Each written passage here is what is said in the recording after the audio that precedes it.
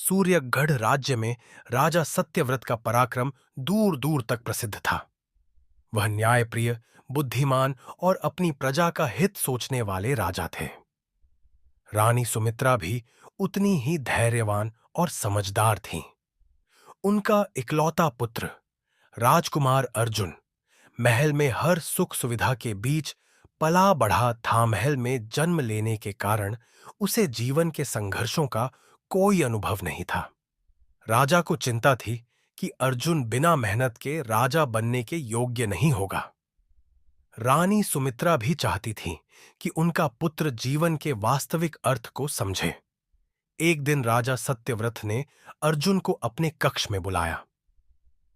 पुत्र, अगर तुम्हें इस राज्य का उत्तराधिकारी बनना है तो तुम्हें जीवन के कठिन अनुभवों को समझना होगा। राजकुमार चकित होकर बोला, पिताजी, मैं तो महल में सभी शास्त्रों का अध्ययन कर चुका हूं। राजा मुस्कुराए। केवल ग्रंथ पढ़ने से कोई राजा नहीं बनता, जब तक वह जीवन के वास्तविक संघर्षों को न जाने। फिर उन्होंने आदेश दिया, तुम्हें 1 वर्ष तक अकेले इस राज्य में घूमकर जीवन को समझना होगा। राजकुमार को यह सुनकर आश्चर्य हुआ, लेकिन उसने पिता की आज्ञा का पालन किया।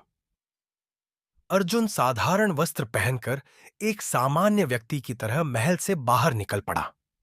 पहले ही दिन उसे भोजन के लिए संघर्ष करना पड़ा। कोई भी उसे बिना मेहनत के भोजन देने को तैयार नहीं था। वह बहुत भूखा था, लेकिन तब उसे एहसास हुआ कि भोजन का मूल्य मेहनत से तय होता है। अर्जुन ने एक किसान के घर काम मांगा, जहां उसे खेतों में मेहनत करनी पड़ी।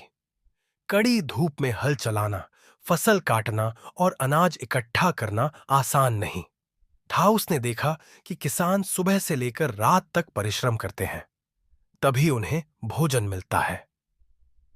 कुछ महीनों बाद वह एक बढ़ई के पास पहुंचा, जहां उसे लकड़ी काटने का कार्य दिया गया। उसके हाथ छिल गए, शरीर थक गया, लेकिन उसने धैर्य और श्रम की कीमत समझी। एक दिन उसने एक गरीब परिवार को देखा जो अपनी रोटी एक दूसरे के साथ बांट रहा था।